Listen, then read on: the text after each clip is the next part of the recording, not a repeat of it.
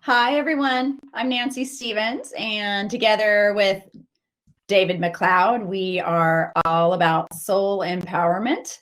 This is your chance and our chance to discuss all of the beautiful things stirring within you pertaining to soul, relationship, connection. And David and I, with David is quite the expert, and I have my own area of expertise, really like to unpack and go deep beneath the surface of these, what seems like a simple thing, such as today's topic, relationship, and really tease it apart, really look at it and kind of go through all the different areas and aspects. Our show today is one that I think is going to be amazing.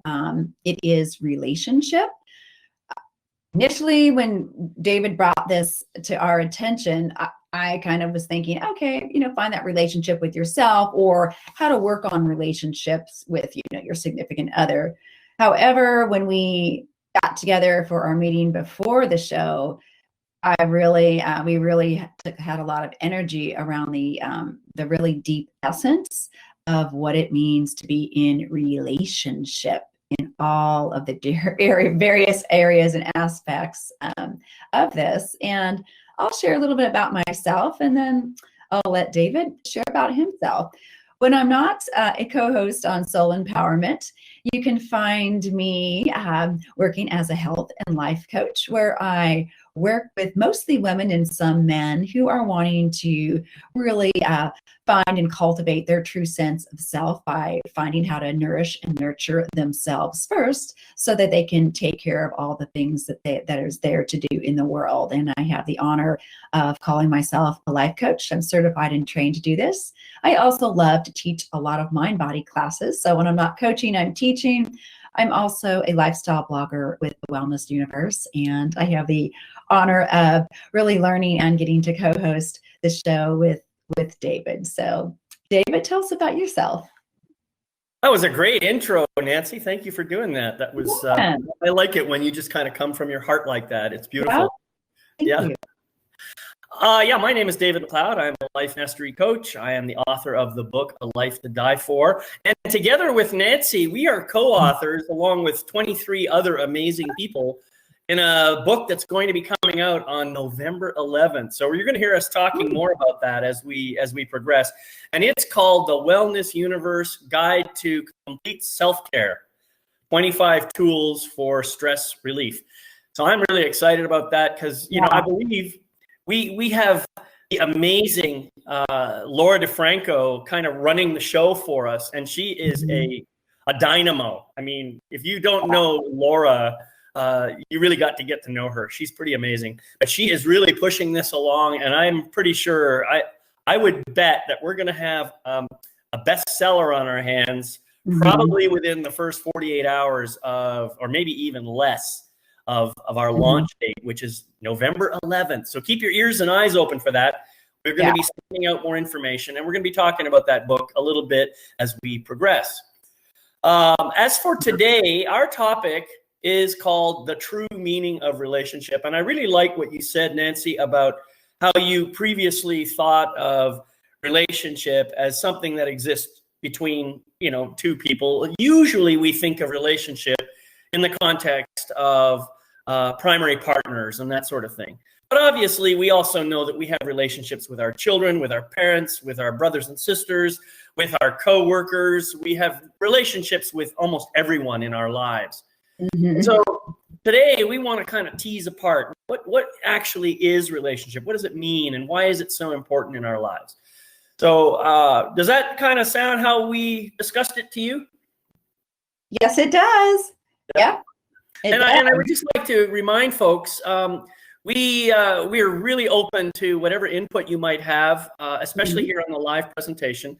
And we prefer if you could just put your questions or comments into the chat, and we will do our best to answer those as we progress. And that's it. So I guess our first order of business is to talk about what do we imagine relationship really is. You want to get us started on that, Nancy? Such a deep dive. What relationship really is? Well, when you and I first unpacked this, I, together with you, kind of went down the road that, oh, it's getting to know myself more from my essence. And then you brought in that relationships are the core of our growth and our very existence here on earth. That relationships, no matter if it's from someone we've just met that's considered a stranger or somebody that we know really well, are meant to heal us, to grow us, and to show us the way. And that really got me thinking a lot. I've been processing a lot on that. So someone that maybe cuts you off in traffic, right? A stranger, there's a reason for that. Or somebody that you just met in passing. For instance, I teach a lot of group fitness classes. Maybe a person just happens to come in and takes just that one class. I never see him again. Well, there was a reason that I was meant to meet that person. So it's just a very vast means of finding yourself, learning what you're meant to learn, healing, and furthering your ability to impact others as they move through their relationships.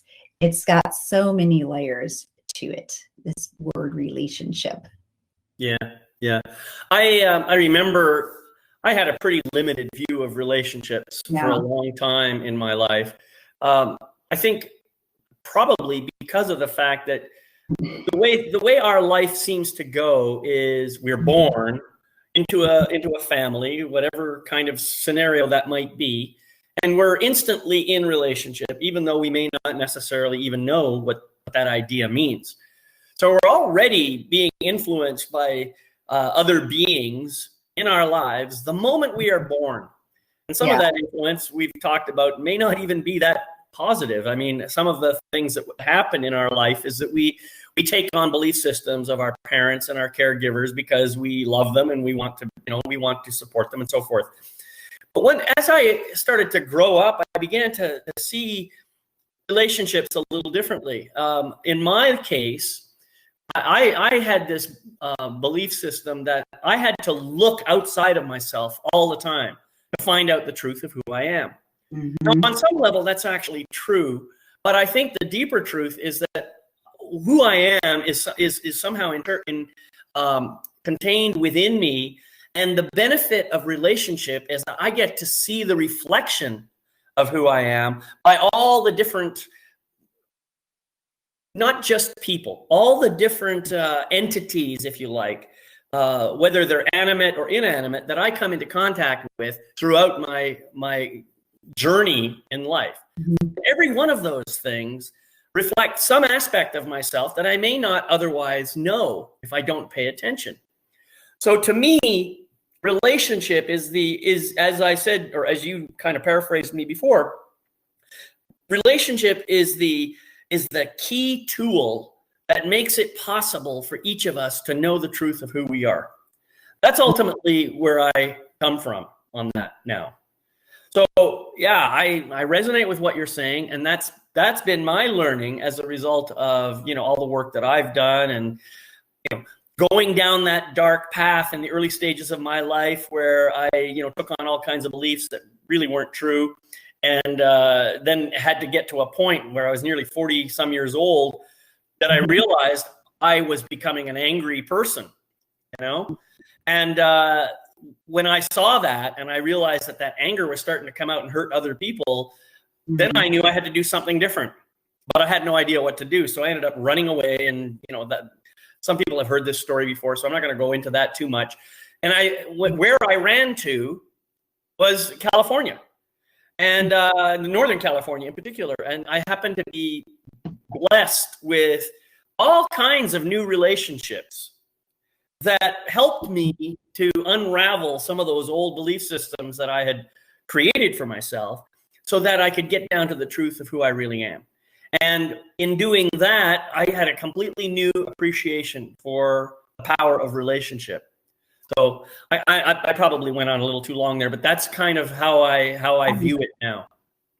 Well, I love that, the word you said, unraveling. And I think I think we like to think that we climb the stairs of relationship as we, as we age, so to speak. I'm in a different relationship now than when I was 5 years ago. But at some point, I believe the ability to further and deepen your relationship with yourself, with others, with the world, I believe it, like you said, it comes with unlearning and unraveling old habit patterns that we were born with, that we, just by being born, we were in a relationship, and things that we learned as we were growing up, and with coworkers or employers or lovers or friends. I think, yeah, I think it's an unraveling and giving yourself permission to peel back the layers and to stand naked in the essence of that, in order to reapply and find it. Right. And that's interesting because we have a personal thing in our family where we are in a completely different relationship with one of our sons. And initially I was resisting and fighting against, no, it needs to be this way. I'm the matriarch, and what has come out of that for me is, no, there is something here for me to grow and learn from, that I need to heal from. It may not be supposedly on my terms and what I would say, but I know that this is in my life as a means for me to unravel, so to speak, and just be in a different relationship with the essence of life. Right. Yeah. Well, I see Ricky has asked a question here. How did you realize and admit to yourself that you were angry and had to go do something about it? So I presume that's a question for me, since I was talking about going through that stage. And well, my answer is this. The growth of that anger and resentment in me happened very, very slowly. It was a very, very gradual process. It took nearly 40 years to kind of fully develop. Occasionally, in some instances, I would have people tell me that I was an angry person, and of course, naturally, I would say, "I am not angry." I would give them that look and naturally go into a defensive posture, denying that anger. And I spent a lot of time in my, I think my teen years is when that started to show up. And then I went through all kinds of things. But it wasn't until around the time that my mother passed away in 1992 that I had the experience of seeing my own anger explode in a way that just really, really shocked me. Of course, it shocked other people too, but maybe not as much as I think it did. It certainly shocked me, and I realized, oh my God, where is this coming from? Where is this rage coming from? Yeah. And so it required a kind of a wake-up moment for me to experience that. Now, I talk about this in a lot more detail in my book. If you want to go and check that out, you're welcome to do so.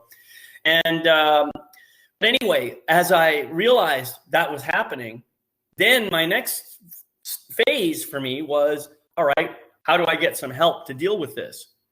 And of course, I didn't know much about personal growth work. I didn't know anything about psychotherapy or any of that other stuff. I mean, it really wasn't that popular a thing back when that happened for me, at least not where I live. And so I tried, the religious route, and I tried, religious route, that really turned out to be, all you got to do is unburden on Jesus or whatever, and that'll solve your problem. Of course, I tried that, but it just didn't seem to work for me. And I tried, just going to friends and getting support from them and so forth. And friends really weren't all that helpful, to be honest. They just said, hey, have another drink. That was the kind of advice that I would get. Yeah. And so that's what happened. So I ended up realizing that I wasn't going to get support I needed by staying in my own community.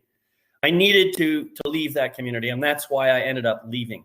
And it was when I left that I was able to connect with these people who really understood the nature of personal growth and all that kind of stuff, and they helped me to And when I use the word unravel, that word really, really resonates for me, because I had all these belief systems in my head, and I was able to kind of pull them apart and start to understand how I had gotten to be the way I was.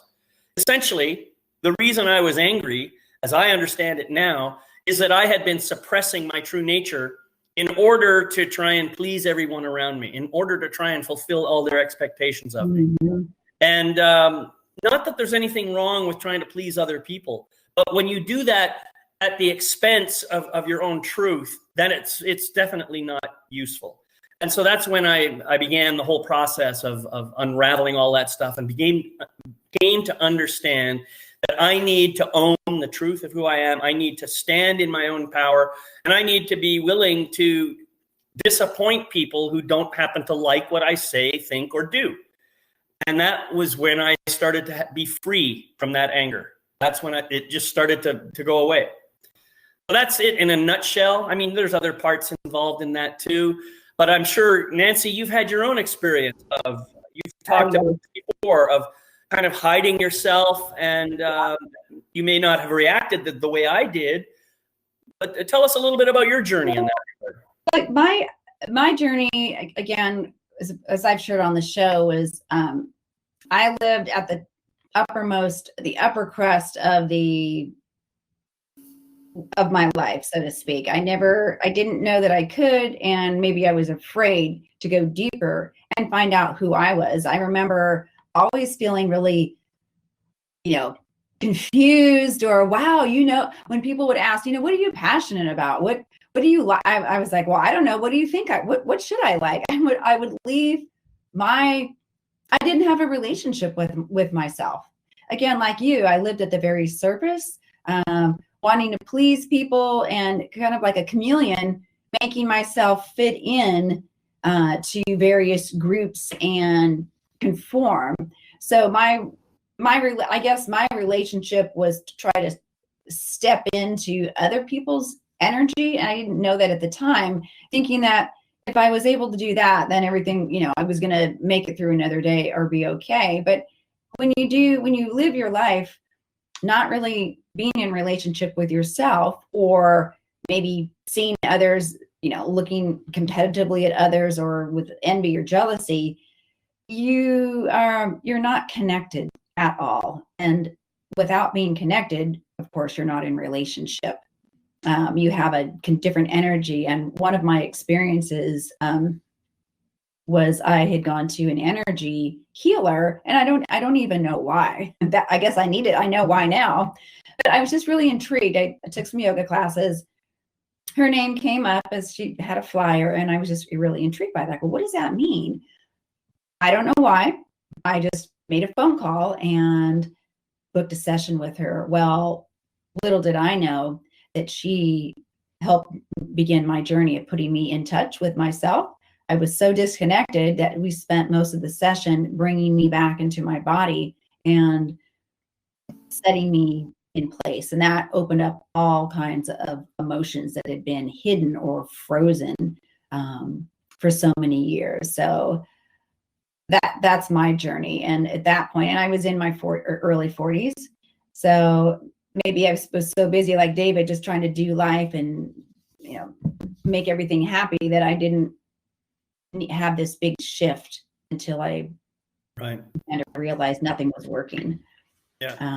So really what you're saying is, at some point you had to become aware of your own situation. Somebody else could have told you about it till they're blue in the face, and it wouldn't have made any difference until you were ready to hear it. Is that what you're saying? Yes, exactly.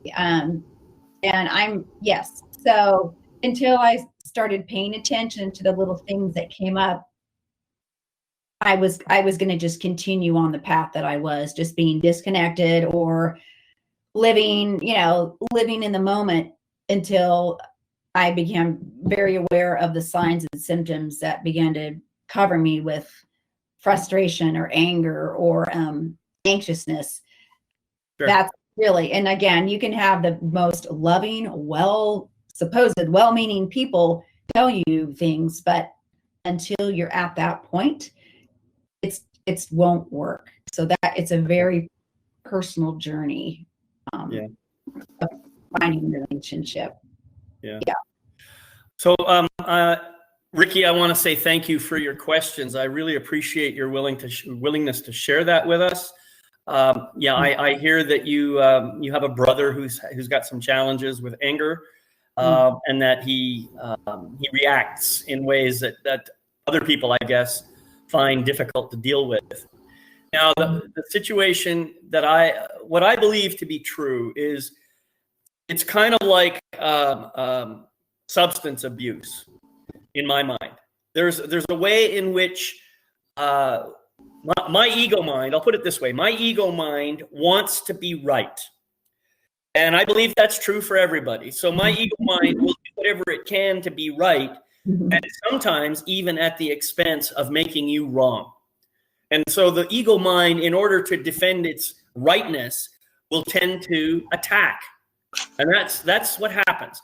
So as long as we're stuck in our ego mind, that is going to continue to be the case. We have to get out of the ego and back into our heart, into our soul, in order to be able to recognize the connection and the oneness that we all have with everybody else. That part is really, really important. And the only way I imagine that people will want to do that is they have to either see something in someone else that they want for themselves and then ask, how did you get that? In which case now they are ready to start moving forward, right? That's one possibility. Or they simply have to decide for themselves, okay, I have done this long enough. It's not working. I need to make a change. That's kind of how I see it happening. So we're not here to, unfortunately, we can't really solve an individual person's problem in this program. However, I've worked with a lot of angry men in my time, so I'm more than happy to speak with your brother if you'd like to arrange a conversation. I mean, if he's even open to that. He might not be. So let's leave it at that for the time being. Okay. I'm sorry to laugh, Dave, but he is so closed to anything that resembles help. Having had our father who was, if you asked for help, that meant you were weak. And I think that's exactly what the ego mind says. And unfortunately, as long as anybody is connected and locked into the ego mind, he or she is going to have a hard time connecting to the heart and soul. So there has to be some kind of crisis that happens at some point in time that makes this person want to change something. That's really what has to happen. Do you agree with that, Nancy? Yes, I do. At the heart and soul of having people in our life that we term, family members or loved ones or strangers that are a very difficult or challenging person, there is really nothing that any of us can do. I mean, yes, like you said, you can try the calm conversation or suggested readings or shows or, whatever. But I think, well, in that essence, I think that makes an angrier person even more defensive and angry. Right. Yeah. Right. Do that. It just doesn't work. That's when this comes to mind, David, that what are you meant to learn from that person? Yes, it could be a father or a son. What do you meant? Their anger is theirs. What is that going to teach you that you need to learn? Exactly. And I mean, you brought up a very, very good point. And I think that something that we can all learn here in this group of us that are talking. I have a son who has chosen some behaviors that I cannot tolerate. I love him. He's my son. That will never, ever change. But I told him, I said, if you continue in this line of behavior, then I'm going to have to distance myself from you because that's just not something that I can tolerate in my life. So we have been estranged from each other for about 6 years. It's painful. It's not something that I want. It's not up to me to fix him. He's an adult. He has to make his own choice about how he's going to show up and how he's going to behave. Ricky, in your case, you have exactly the same option with your brother. You can just say to him, I love you. You're my brother. And I find this anger that keeps coming up. It's just very, very difficult for me to be around you. And so I'm going to choose to step back. Now, if the relationship is important to him, and maybe somebody else in the family does the same thing, he may get the message, something I'm doing is pushing people away. And then he might actually start looking for some help.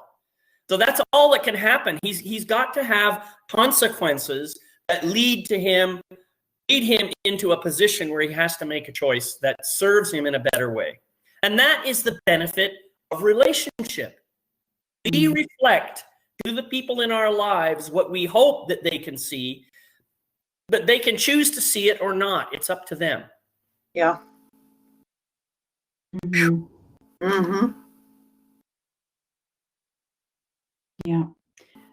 Yeah, that's a big one. Like we said, life is really a patchwork of relationships. And the relationship that you, David, you and I are in is one that's teaching both of us things about ourselves and about working with each other, what kind of energy we're giving on the show.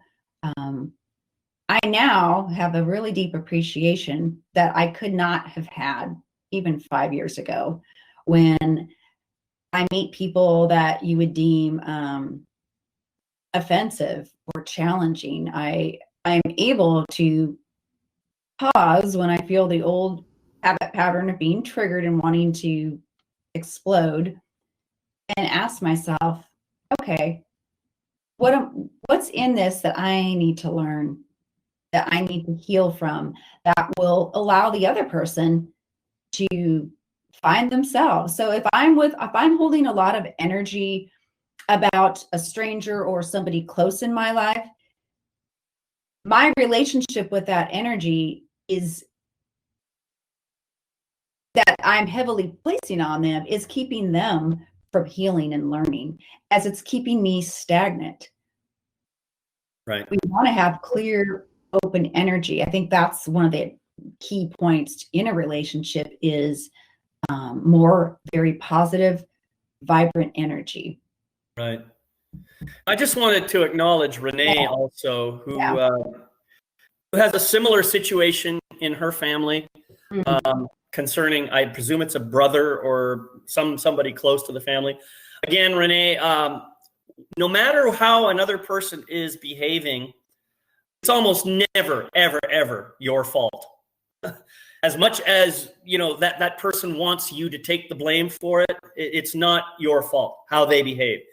You are responsible for your actions and your behaviors. You are not responsible for the actions or behaviors of anybody else, period. There's simply no way that could ever be true, all right? Yes, we can hurt other people physically by, taking a stick or something. But in reality, and I have to take responsibility for that if I make that choice to do that. That's my responsibility. And yes, I can hurt someone. I could even say, you made me do it, but that doesn't make it true, right? Mm-hmm. This is the ego mind talking. Remember, the ego mind will never take responsibility. It's always going to do things that we believe are trying to keep us safe from some external danger. Very often, anger is what tool we come up with that helps to protect us from being attacked. So, that's really what's going on here. And, obviously we can't solve this problem on this show, but get the idea. So, Renee, I want you to, as Ricky mentioned, I want you to take good care of yourself. Don't put yourself in harm's way. And also don't take any responsibility for this because it's not your fault. On the other hand, as I mentioned a moment ago, if it's something that's ongoing and it's a problem for you and you can step away from it, I would recommend that you do so. Do it in as loving a way as you can without trying to blame the other person or anything. Just say, this kind of behavior is something I just can't deal with. I'm choosing to step away. Really, that's about the best I can suggest right now. Yeah, and that would be that would be you stepping into a deeper relationship with yourself by acknowledging Exactly. what's Yes. going on in that relationship and acknowledging what you need to be in a more authentic, loving relationship to yourself. And that's Right. another point to bring up, that what does it, in your opinion, David, what does it look like or feel like to be in a mature or healthy relationship? Where does that start? What does that look like? Well, that's a great question. And I have to say, it's something that I think we all want, is a healthy, mature, mutually supportive, beneficial relationship, no matter who we're in relationship with. For me, what that means is I have to be fully aware of my own stuff. I have to take full ownership of it. I have to be responsible for all my choices. I have to practice my own level of compassion and forgiveness with people. And I have to become aware of my own shadows. I need to know my own purpose in life. I need to know how to be in integrity, all those things. And these are all keys that we have talked about in previous episodes of soul empowerment. It is the life mastery, flower of life mastery, if you like. All of those keys come together, and those are necessary. So I have to do my own work. When I come into relationship with somebody, if I've done that work, then I'm far better equipped to deal with the kinds of things that might come up in the relationship. I'm hoping if I get into relationship that the other person I choose to be in relationship with has done that work as well, so that I don't have to worry about trying to fix somebody or, solve problems for the other person or any of that stuff. I just want to be. When I come into relationship, I just want to be. I want to be who I am, and I want that person to be reflecting who I am. And then I want us to mutually support each other to grow even further. That, to me, is what a mature, healthy, adult relationship looks like. Yeah. Oh, I definitely agree. If there's things, and we all have things in our life that we're unraveling, unpacking, unlearning, and learning anew. But the more love we have for ourselves and the more work we do on ourselves first, that puts us into a more authentic, real relationship with ourselves, which then leads us to attract relationships with people that are more healthy with themselves and are how we show up, whether it's, again, with people we don't know at a networking event or, whatever it is, or whatever we project that. We project how we are with ourselves onto others and either draw in more calm and comfort, or we can be energy draining. I know that's another thing too. So people that we consider, or energy drainers, when I call them energy vampires. Yeah. So if you've ever had a conversation with somebody who just can't seem to quit talking, I mean, of course, we all have really cool things to say, but they seem to have to get everything off of their chest. Like you just have to nod and they'll continue talking. And then if you're starting to feel like overwhelmed or tired or drained, or you start backing up, they're needing perhaps to work on being in relationship with themselves, and they haven't learned that yet. So they're just projecting all of that onto everyone and everything. And somebody who, right, and that can be tiring when that happens. One little trick that I learned years ago, when I'm in a relation, or let's say I'm in a conversation with somebody who is doing that, sometimes I'll just gently put up my hand and I say, "Oh, do you mind if I just take a breath? Mind if I just take a breath for a minute? I'd like to kind of take in what you're saying, because it's a lot, and maybe give me a moment to reflect what I heard so far." Just doing that once and then doing it again. After a while, the person, whoever, gets the idea gotta take a breath now and then and give the other person a chance to accept what you are offering. And that's, for me, that's a key to what I call heartfelt listening. Mm-hmm. If you're just kind of dumping everything like a fire hose, there's no way I'm going to hear it all. No. So what I do is I just gently put up a hand. I say, "Oh, you mind if I just take a breath for a sec?" It's not trying to stop you. I just kind of gently raise my hand. "Whoa, do you mind if I just take a breath for a minute?" That usually calms them down. I said, maybe while I'm breathing, you can breathe for a second too. Mm-hmm. And then just give me a chance to kind of reflect on what I've heard and then reflect it back, paraphrase it. So what I heard is blah, this, whatever. Does that kind of sum up what you were telling me? I want to make sure I understood you. You see what you're doing? You're actually showing some compassion and caring for the person. And you're taking control of your own space at the same time. It works. Yeah, I love that idea. Yeah, you're giving them their space, and you're also giving yourself space because you respect and care for yourself. So, moving forward with this, so what would you say is, how do we begin then if we now know that, wow, I really want to be in a more whole, authentic relationship with myself and all of life? But again, like when you and I were starting out, I don't know. I know that something is off or needs to be unraveled or unpacked, or what would be that first thing. And I know we've talked about it, but maybe let's flesh out some steps or stances to begin to move forward into a more flourishing, authentic relationship. Well, I think personally, the first step is do your own work. Mm-hmm. Don't expect your partner to do your work for you. Mm-hmm. That's simply not going to happen. Your work is your work. And here's something else that people don't seem to understand, but it happens over and over and over again. We keep getting into relationship with people who keep reflecting the things that we need to work on. Mm. That's just going to happen forever. I'm sorry. So you might as well get used to it. And this is an important thing to understand. If I keep having the same experience with different people over and over again, I might begin to realize those people are coming into my life for a reason.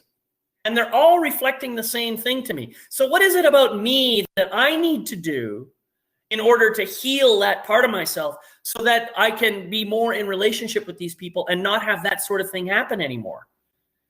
This is what relationships do. Relationships are essentially mirrors, they're reflections of who we really are or how we're showing up. Maybe not who we really are, but how they are seeing us.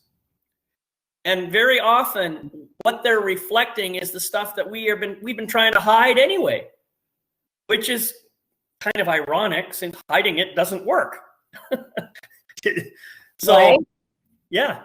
That's fast. That's a very fascinating thing that I think many people are not aware of. They are in different circles. You know how people are like, oh, I've had these friends and I dropped those. I've got these friends. Like they're constantly burning through groups and friends, and they're blaming it on the others. Well, they turned out to be, bad news, negative. They had it out for me, or, they always have a reason that seems so valid why they are no longer with that person or friend group.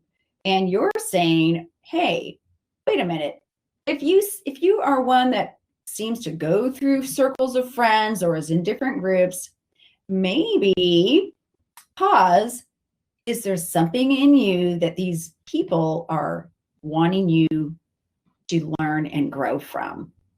And how are you going to be when you face that? Because that's hard. You're like, well, wait a minute. No, no, wait a minute. I'm just who I am and I'm doing my own thing. And then, wow, I got kicked to the curb. The front door shut in my face. It's their problem, not mine. I'm just whatever. Right. And it's like, oh. See, Ricky just asked, so you're saying that we perhaps see our shadow in the other and we're not getting it. And I think that's exactly right. Yeah. That's exactly right. when somebody is reflecting something to me that my ego mind starts to react to and says, I don't want to talk about that. There's probably shadow in me that needs to be surfaced and healed and so forth, and then reintegrated. So yes, that's absolutely, I believe that's absolutely true. And that's the beauty of relationships. Yeah. That is one of the biggest gifts of relationships. It helps me, every relationship, well, let me put it this way. All the sum of all my relationships, I'll put it that way, help me to see the truth of who I am. I may get a little piece of truth over here from this relationship and another piece of truth over here from this relationship. And every single one of them, when you take them all together, help me to see the truth of who I am. That's the beauty of relationship. And that's why I call relationship sacred ground. Yeah. Okay? So yeah, the idea is if you don't want that, if you don't want to know the truth of who you are, then become a hermit. Because then you can just sit in your cave and, I mean, you still learn a little bit about who you are because you're still in relationship with the trees and the plants and the rocks and the rivers and the animals. I mean, you're still in relationship with them, but you're not going to learn as much as if you stay in relationship with other people, because they will reflect the parts of you that you really have a hard time seeing. And that's the beauty of it. That is fascinating. Then just to throw a little something out there, I hear people are like, I'm fine. I just don't like people. I'm not a people. I can't stand people. I've heard that, or like, I'm just better off by myself. I don't, if anybody who says I can't stand people, I say, well, now you've obviously been looking in the mirror. There's something about yourself you don't like. That's why you're saying that. I just don't like people. Yeah. There's so much, it's so complex, but I think the beauty, there's a lot that goes on in the undercurrents of the broad term relationship. But I think what's really fascinating to everyone breathing on earth is that each one of us, you and I too, David, with each other, have the ability to be connected to others, to learn, to get, to face the ugly things that come up, the, jealousy or the quick anger, or, I don't like it when my sister does that. That's just blah, blah, blah. Well, oh, wait a minute. Oh, but once you get to a point where you've accepted all parts of yourself, the shadows, the attributes, then you can start to go underneath and handle in a mature, loving way what others are there to teach you. But right. It starts with you doing that deep digging. Like, why am I, like you said, why do I feel frustrated? Or why am I always defensive? Or why don't I like people? Why am I angry? Why do I only in a good mood when everything's going my way? Yeah. And if you can, it's great to ask those questions. However, what I try to do now is if I'm asking myself a question, I try to avoid a why question, because why tends to put me on the defensive in the first place. Why puts me in a place where I have to explain something and I have to justify it and all that kind of stuff. What I find more useful is, how does this serve me? How does this serve me? What am I getting out of this? What is the benefit that I experience when I behave in this manner? It takes a certain amount of maturity to be able to get there. And you're not going to just jump from one moment you don't know it until the next moment you know how to do this. You have to go through some processing, I think. All of us have to go through that process. Yeah. And so, I'm watching this conversation between Ricky and Renee here. It's very fascinating. Yeah. And I love that you're having this conversation, because it tells me that we've brought a topic that's really, really important here. And the thing is, there's so much great wisdom. I wish people could all see this, but here we're having a conversation and they're having a conversation at the same time. Well, I think I love it. That's why we're doing this show live, and we have the live chat, right, to spark in others again.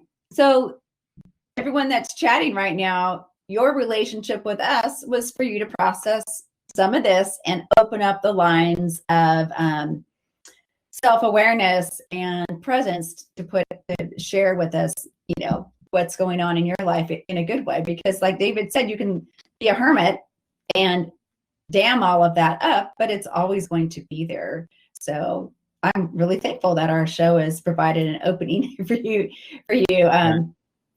to be. Well, there's one little subtopic that's going on between Ricky and Renee that I want to bring up, and I think Ricky mentioned it. She's talking about projection.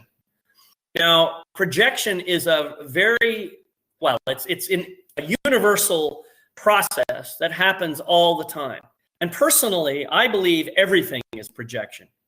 However, normally the idea of projection has to do with this concept of psychic or psychological projection, where we are projecting the parts of ourselves we don't want to look at, and we're seeing them show up on other people. Mm-hmm. And that's the way most people think of projection. And it's very true. I think that we all do it. However, if I happen to be standing in a relationship with someone and says, "Oh, you're just projecting onto me," right? That sounds like a defense mechanism that's preventing my words from being heard by the other person. That's what happens. So if the moment I say to you, "Oh, you're just projecting," even though that might be true, mm-hmm. why am I going into defensive mode and saying, "Oh, you're just projecting"? Why? Because part of what you're projecting actually is true for me. And I don't want to acknowledge it. And so I'm deflecting it back. This is the problem that we have. Our ego mind gets smart and says, "Oh, that's a projection." Bam! An attack with that word. You see? So we got to be careful. And what I try to do in relationship is before I'll say anything about projection to the person I'm in relationship with, I'll try and take a breath and say, "Okay, that hurt. I can feel a dart right there in my heart. Yeah. What's that about? What is that about? Is there some truth there for me to look at? Or is it just pure attack from the other person?"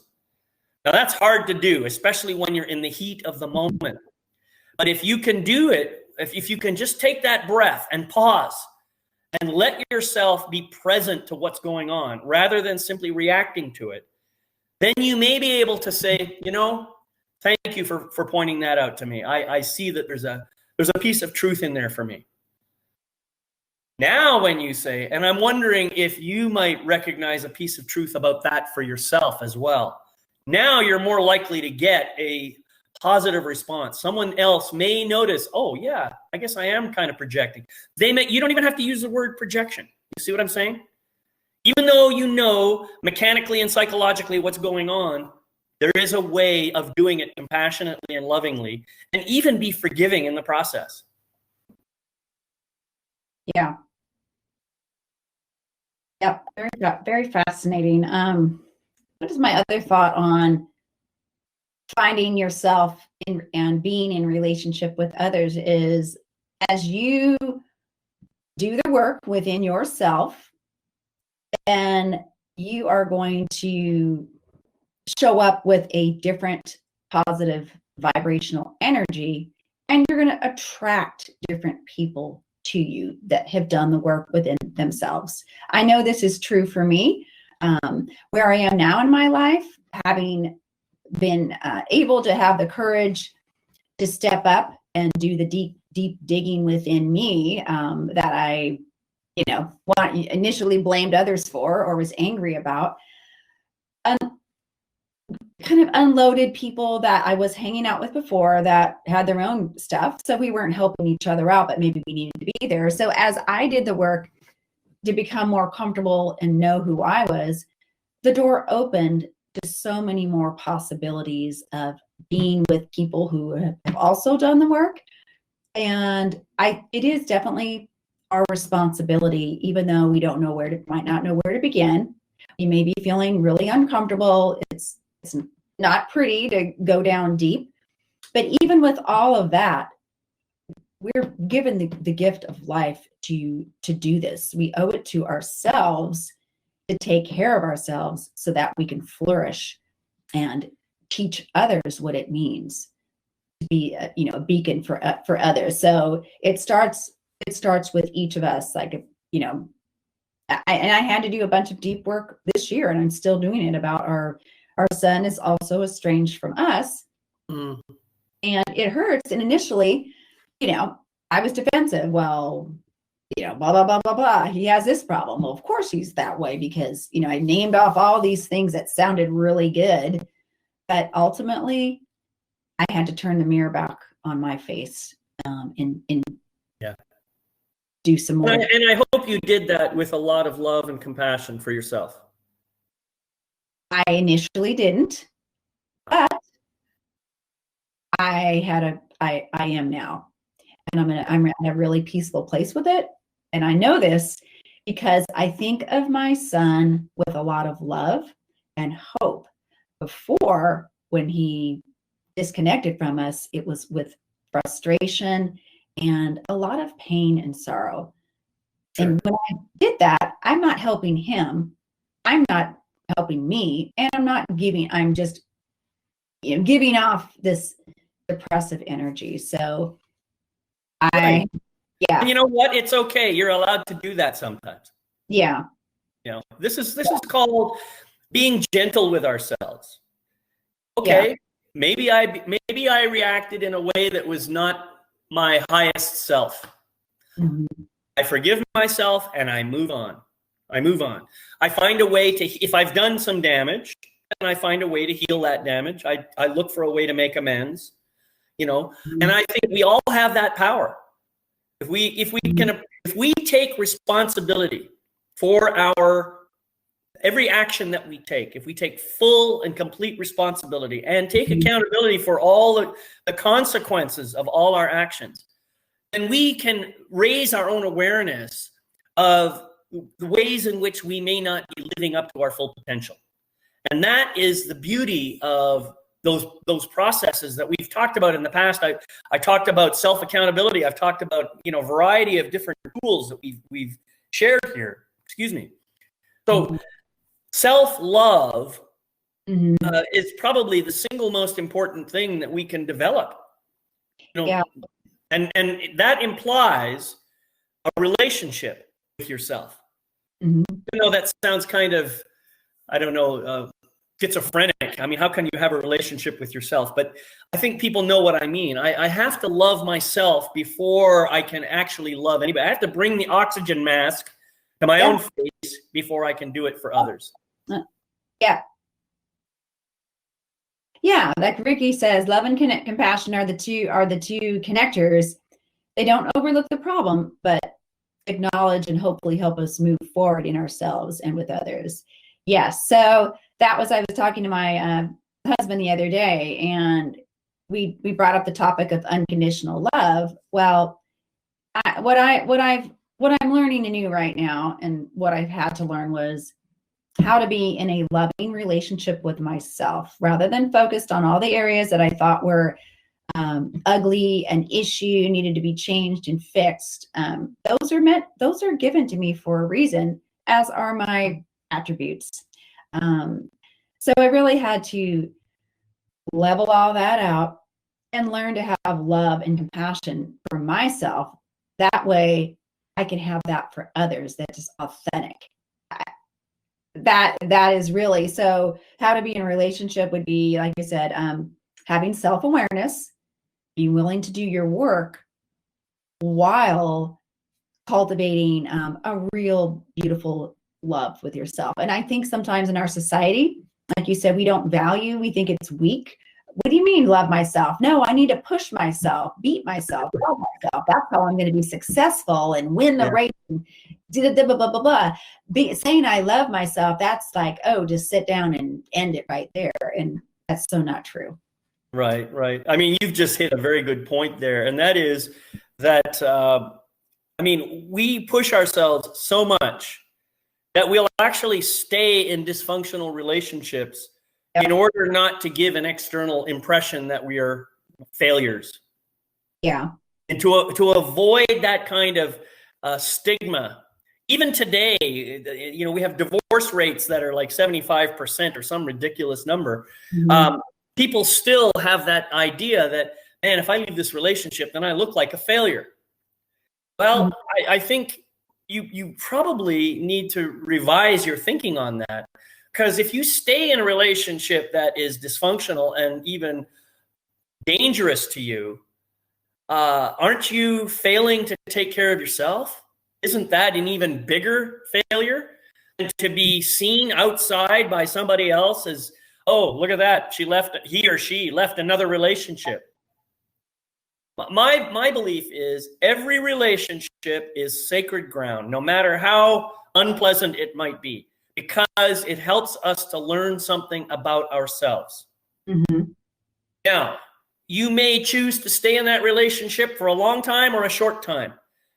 However that is, that's perfect, okay?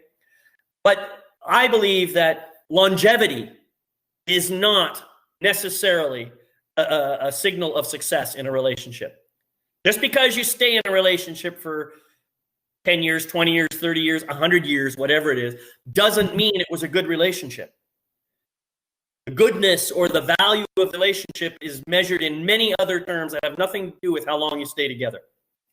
You may be in a relationship with somebody for 2 weeks. That turns out to be one of the best relationships of your life. Do not let longevity be the measure of your success. Yep. That's my comment. Yep. Yep, that's my comment.